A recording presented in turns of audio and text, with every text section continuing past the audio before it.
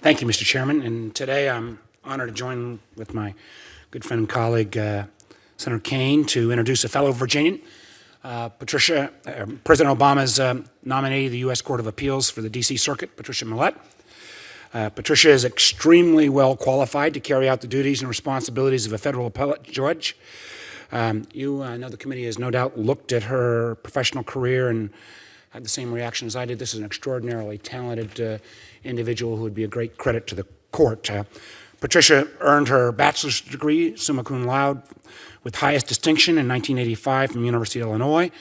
And Mr. Chairman, I think that, Mr. Chairman, this is an important fact here. I think that Patricia went to the same law school that you and I and Senator Kaine did. And if my facts are correct, she graduated magna cum laude, which I'm not sure that you or I or Senator Kaine have the distinction of graduating from. So, you know, I just thought we might let that note be out there. I used to say the best thing about going to Harvard is you're not impressed when someone else says they went there, because if they took you, they could take anybody. That's right. I hope that will be stricken from the record. When I said meaning you, I meant me. After this distinctive educational background, she clerked for the late Judge Thomas Tang of the U.S. Court of Appeals for the Ninth Circuit. She worked on the appellate staff of the Civil Division of the U.S. Department of Justice. She went on to serve under both Democratic and Republican administrations as an assistant to the Solicitor General, where she was awarded the Attorney General's Distinguished Service Award.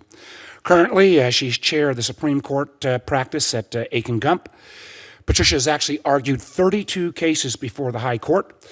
This either places her, depending on the week, as the number one or second, top or one or two of all women lawyers who've ever argued that many cases before the Supreme Court.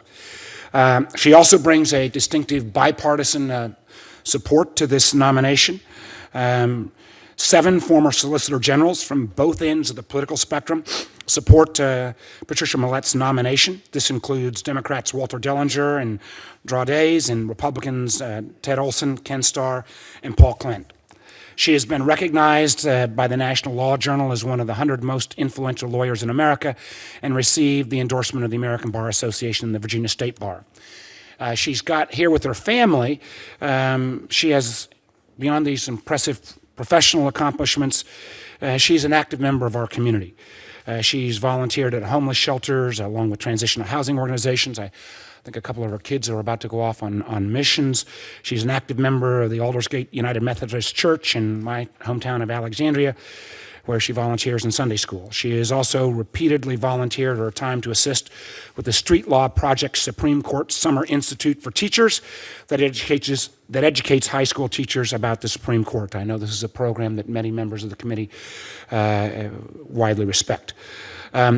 Most importantly, she and her 2 young children have also been big supporters of her husband, who served for over 20 years in our military, where he was deployed during Operation Iraqi Freedom.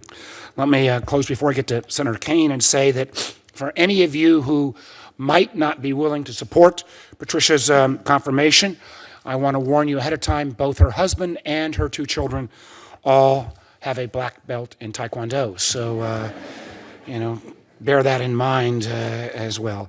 This is an extraordinary lawyer with a great background in the community.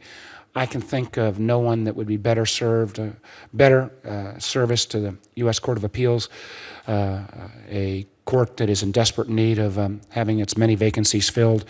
I endorse her without reservation, and it is my hope that this committee will come to that same conclusion after you had a chance to review her credentials and ask her questions. She will be a great tribute to the court. With that, turn it over to my good friend, Senator Kaine. Senator Kaine is recognized. Great. By Chairman Warner. Thank you, Mr. Chair and members of the committee. I love doing these with my friend and colleague, my senior senator, Mark Warner, and it's a happy occasion to be here for Patricia Millett. Mark did a good job of summarizing her background. a public service background, 2 years as a judicial clerk. I worked as a clerk in the 11th Circuit, and I know how a beginning lawyer is often very molded by clerkship experience, learning about the judging, judicial temperament, dedication, and she had that experience early. She has had an extensive public career, as Senator Warner indicated, both in the Justice Department and then with a lengthy tenure in the Solicitor General's office under both Democratic and Republican presidents. The senator mentioned that she has gotten strong recommendations from 7 former Solicitor Generals of both parties, but also I believe the committee has a letter with dozens of former Assistant or Deputy Solicitor Generals, current and former, weighing in on behalf of Patricia. That sort of bipartisan experience representing the United States under both Democratic and Republican administrations is a very important thing.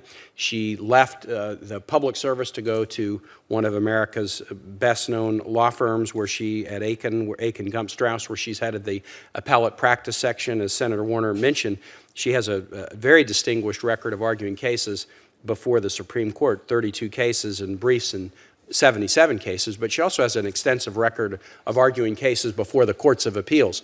She's had 38 courts of appeals argument in 12 circuit courts, including arguments before the D.C. Circuit. So this is a court that she knows well.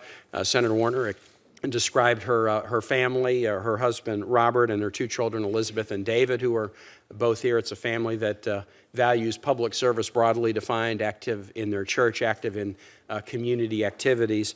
And she would bring, I think, a great deal of life experience and balance to this all-important court. We care about courts in Virginia. We proudly claim probably the greatest jurist in American history, John Marshall.